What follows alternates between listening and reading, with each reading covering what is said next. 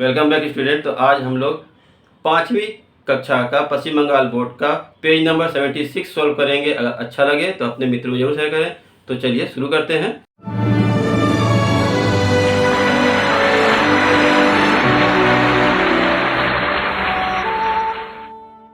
हाँ, तो पहला प्रश्न है, दो संख्याओं का गुणनफल 1035 है, एक संख्या 23 है, तो दूसरी ज्ञात कीजिए। तो मान लिया अगर हम ऐसे करते हैं, दो संख्या है और उनका गुणनफल 5 तिया 15 है और उनमें से अगर एक संख्या दिया हो, मान लीजिए ये नहीं दिया है, ये क्या है पूछा है, तो हम इसमें क्या करेंगे कि ये वाला आएगा, तो हम इसको इससे भाग देंगे। 5 तिया 15, तब 3 आ रहा है, तो इसका मतलब हम यहाँ भी क्या करेंगे, भाग ही देंगे। तो चलिए पहले हम भाग दे देते हैं। तो भाग देते समय क्या करेंगे, 23 का पहले पहाड़ा अगर नहीं आता है तो हम लोग गुणा करके लिखेंगे। जैसे 23 एकम 23, 23 दूनी 46, 92, ऐसे करके जोड़ते जाएंगे। तो 4 बार में ये जा रहा है, 4 बार में 92, घटाएंगे इसमें से तो 1 बचा, 10 में से फिर 1 गया तो 1 बचा, यहाँ 15 और 5 बार का करते हैं। देखिए 5 तिया 15, हाथ में 1, 5 10 1 11, 5 बार में 115 आ जा रहा है, तो 5 बार में 115, फिर घटाएंगे तो ख़त्म। तो दूसरी संख्या क्या है, 45। तो यहाँ पे लिखेंगे अतः दूसरी संख्या बराबर 1035 भागा 23 बराबर 45। अतः अभिष्ट संख्या 45 है। आंसर ये लिख देंगे। ठीक है। तो अब दूसरा प्रश्न है कि क्रिकेट की टिकट की पंक्तियां जो है, 3 पंक्तियां लगी हैं और प्रत्येक पंक्ति में इतने 4830 लोग हैं और वहां से 2539 लोग चले गए।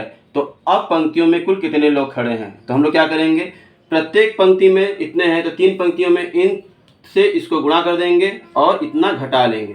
तो यहाँ पे लिखेंगे बराबर, अब पंक्तियों में खड़े लोगों की संख्या बराबर 4830 गुणे 3 और माइनस 2539।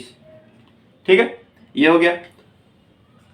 ये गुणा करके लिखेंगे, 3 का पढ़ा 0 पढ़ेंगे तो 0 आएगा, 3 का पढ़ा 3 बार 3 तिया 9, 3 8 24 के 4, हाथ में 2 और 3 चौके 12, 12 2 14, माइनस 2539।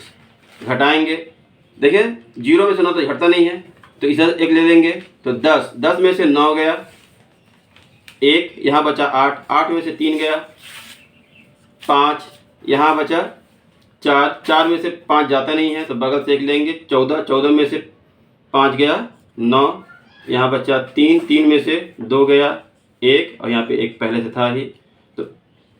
तो अब वहाँ पे लोगों की संख्या हो गई 11951। इतना आंसर हो जाएगा आपका। लिखेंगे अतः अब पंक्तियों में खड़े लोगों की संख्या बराबर 11951। ठीक है। तो अब देखते हैं अगला प्रश्न। तो दिया है दो संख्याओं का योगफल 2420 और उनका वियोगफल 1224। तो दोनों संख्याओं को अलग अलग बताइए। तो जैसे अगर दो संख्याएं दी, मान लीजिए हम यहाँ देख लेते हैं, दो संख्याएं हैं जिनको जोड़ने पे 15 आ रहा है। ठीक है, 9 6 15 और घटाने पे 3 आ रहा है। तो क्या करेंगे, इन दोनों को पहले जोड़ लेंगे 18, इसको 2 से अगर भाग देंगे तो 9, तो पहला संख्या निकल जाएगा, है ना। दोनों को हम जोड़ेंगे, योगफल और वियोगफल को। तो वही काम हमको इस प्रश्न में भी करना है। कहेंगे पहली संख्या बराबर, पहली संख्या बराबर योगफल प्लस वियोगफल बटा 2। तो अब हम लोग योगफल जो है उसको लिखेंगे 2420, फिर प्लस वियोगफल कितना है 1224 बटा 2।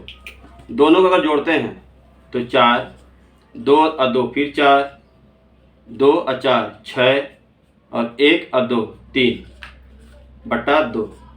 अब नीचे 2 को इससे भाग देंगे, 2 से भाग देंगे, 2 से ये 36 44 3644 को भाग देंगे तो 2 1 कम 2 1 6 2 8 16 ख़त्म।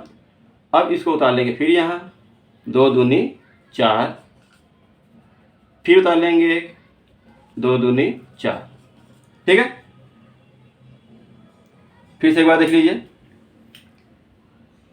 3 है तो 2 1 कम 2, फिर 6 उतार लिए यहाँ पे, फिर 2 8 16 घटाएं तो ख़त्म हो गया, फिर 4 उतार लिए यहाँ पे 2 दूनी 4, फिर 4 उतार लिए यहाँ पे, फिर 2 दूनी 4 घटा दिए तो ख़त्म।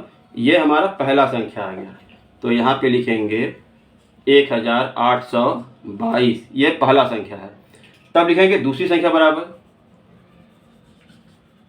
अब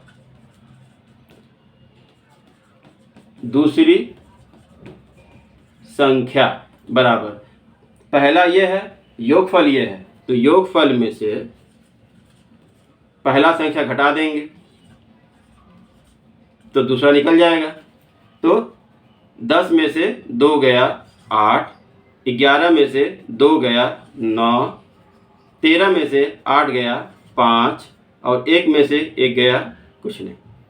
तो पहला संख्या ये है, दूसरा संख्या ये है, लिख लेंगे ऐसे, इतना व इतना अलग अलग हो गया दोनों। ये हमारा आंसर। ठीक है, 1822 और 598 दोनों आ गया। अब हम अगला चौथा प्रश्न देख लेते हैं। तो चौथा प्रश्न है, किसी नौकरी की परीक्षा के लिए कुल प्रार्थी 1125 हैं और एक कमरे में परीक्षा के लिए बैठाया गया सिर्फ 25 प्रार्थी को, तो कुल कितने कमरों में इन लोगों को बैठाया गया? तो हम लोग यहाँ पे प्रश्न लिखेंगे कुल कमरों की संख्या बराबर 50,125 भागा 25। तो हम यहाँ पे 25 से भाग दे सकते हैं, 25 से 50,125 को, तो 25 दूनी 50, ये तो कट जा रहा है 2 बार में ही, 2 बार में 50 हो गया, ख़त्म हो गया माइनस करने पे। 1 उतारे, 25 के पहाड़ा में 1 नहीं जा रहा है, एक और चीज़ उतारना होगा, तो यहाँ पे 0 बढ़ाएंगे तब ये 2 उतारेंगे। ठीक है, हम 1 उतारते हैं तो फ्री में, उससे अधिक अगर उतारेंगे तो 0 बढ़ाते जाएंगे। अब 2 उतार दिए तो 25 से 12 भी नहीं आता है पहाड़ा में, तो 1 0 और बढ़ाएंगे, इसके बाद वाली संख्या को भी उतार देंगे। अब 125 हो गया, तो 25 का पहाड़ा 5 बार पढ़ेंगे तो 125 हो जाएगा, तो ये ख़त्म। ठीक है, घटाने पे तो ये हमारा कुल कमरों की संख्या 2005। ठीक है, ये हम आंसर लिख सकते हैं। अतः कुल कमरों की संख्या बराबर 2005 है। ठीक, अब देखते हैं अगला प्रश्न। तो पांचवा प्रश्न है, पिता और पुत्र की वर्तमान आयु का योग 60 वर्ष है। तो प्रश्न पूछा है 15 वर्ष बाद कितना होगा? तो हम लिखेंगे हल में, तब 15 वर्ष बाद पिता और पुत्र के आयु का योग। ठीक है, तो 15 वर्ष बाद दोनों का आयु, मतलब 15 वर्ष इसका भी बढ़ जाएगा, पिता का भी 15 वर्ष और पुत्र का भी 15 वर्ष, तो टोटल 30 वर्ष। तो हम यहाँ पे लिखेंगे अभी कितना है, 60 वर्ष है। अब 15 वर्ष बाद तो यहाँ लिखेंगे 60 प्लस 15 का 2 गुना।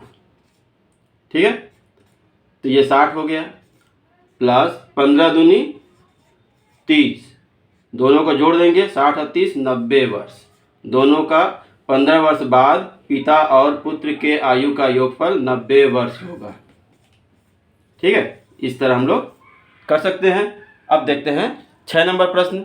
छठे प्रश्न में पूछा है, शुभ्रा और उसकी माँ की वर्तमान उम्र का योग 40 वर्ष है, तो 10 वर्ष शुभ्रा और उसकी माँ की आयु का उम्र कितना होगा? योगफल कितना होगा। तो 2 लोग हैं, 10 इसका और 10 इसका, ठीक है।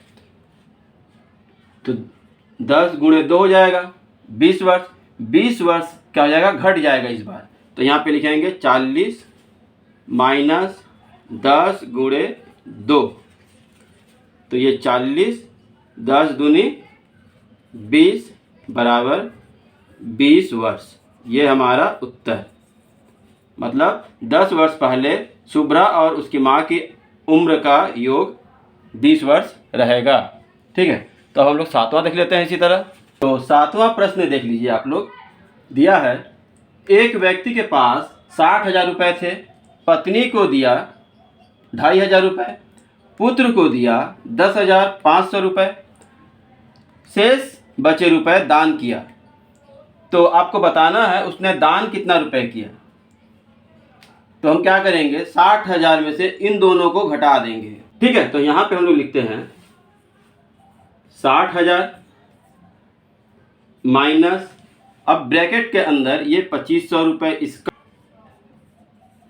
प्लस 10,500 रुपये पुत्र वाला, इसको जोड़ेंगे और यहाँ पे लिखेंगे फिर ये 60,000 जैसा है वैसे उतार देंगे। इन दोनों को जोड़ेंगे तो 0 और 0 जोड़ेंगे तो 0 होगा, फिर 0 और 0 जोड़ेंगे तो 0 होगा, 5 और 5 जोड़ेंगे 10, 10 का 0 हाथ में 1, 0 और 1 था तो 1 हो गया, 1 और 2 3 हो जाएगा। तो यहाँ पे लिखेंगे 3 और उसके बाद ये 1। तो कितना हुआ, 13,000 रुपया उसने अपने पत्नी और पुत्र को दिया। तो इतना घटा देंगे तो 3 0 3 0 यहाँ पे आ जाएगा। अब 10 में से 3 गया 7, बचा यहाँ 5, 5 में से 1 गया 4, 47,000 रुपये उसने दान कर दिया, ठीक है। ये आंसर हम लिखेंगे। अतः उस व्यक्ति ने दान 47,000 रुपये किया, ठीक है। अगर वीडियो पसंद आ रहा है तो अपने मित्रों जरूर शेयर करें, ठीक है। और देखते हैं 8वां प्रश्न। और आपको इसके अलावा जिस पेज का प्रश्न नहीं आता रहेगा, आपको सिर्फ मैसेज करना है कमेंट में कि इस पेज का प्रश्न नंबर ये बताइए, हम उसका वीडियो बना देंगे। तो क्वेश्चन नंबर 8वां देख लेते हैं इस बार। तो 8वां प्रश्न है 1 और 10 के मध्य ऋण संख्याओं का योग, ठीक है। तो हम 1 और 10 के बीच जो संख्या वो पहले लिख लेते हैं रफ में, ठीक है। तो 1 के बाद क्या आता है, 2 3 4 5 6 7 8 और 9। इनमें से कौन कौन सी संख्या ऋण है। ऋण का अर्थ होता है जो केवल अपनी पहाड़ा में कटे, अपने से ही भाग हो तो कटे, किसी और से नहीं। तो ये 2 किसी और से नहीं कटता है, 3 भी किसी और से नहीं कटता है, ये 4 जो है 2 से भी कट रहा है ना।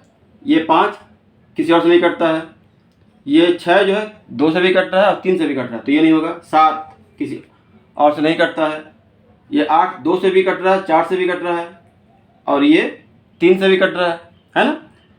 तो हमारा ऋण संख्या तो लिखेंगे, अतः ऋण संख्याएं बराबर 2 3 5 और 7। योगफल बोला है, योगफल बराबर 2 + 3 + 5 + 7 जोड़ देंगे तो 7 5 12, 12 3 15, 15 2 17। तो हमारा योगफल आ गया 17। यही हमारा आंसर है कि 1 और 10 के मध्य ऋण संख्याओं का योगफल बराबर 17 लिख लेंगे आंसर में। अब देखते हैं 9वां नंबर। 9वां नंबर दिया है, किसी श्रेणी में 12 बच्चों की उम्र का औसत जो है 11 वर्ष है, तो उनके उम्र का योगफल ज्ञात कीजिए। तो 42 बच्चों की उम्र का औसत अगर 11 दिया, कहीं भी औसत अगर दिया रहा है और कुल योग पूछे तो आपको कुछ नहीं करना है, उसका गुणा कर देना है। तो यहाँ पे लिखेंगे उनके उम्र का योगफल बराबर 42 गुणे 11। अब ध्यान दीजिए, 11 दूनी 22 के 2 हाथ में 2, 11 चौक 44 और 2 46, ठीक है। ऐसे भी गुणा कर सकते हैं। तो हमारा 9 नंबर हो गया। अब देखते हैं 10वां नंबर। अब ये 10वां प्रश्न आखिरी प्रश्न है। क्या दिया है, एक जगह प्रशिक्षण के लिए भेजा गया जवानों को 2080 जवान को भेजा गया, दूसरी जगह प्रशिक्षण के लिए भेजा गया 1270 जवान, अभी भेजा जाना है 8000 जवान। तो इस प्रकार सैन्य बल में कुल कितने सैनिकों की संख्या है, तो हम क्या करेंगे, इन तीनों को जोड़ देंगे। तो यहाँ पे जोड़ेंगे 2 5 8 0, आप इसके नीचे लिख के जोड़ सकते हैं, हम यहाँ लिख दे रहे हैं।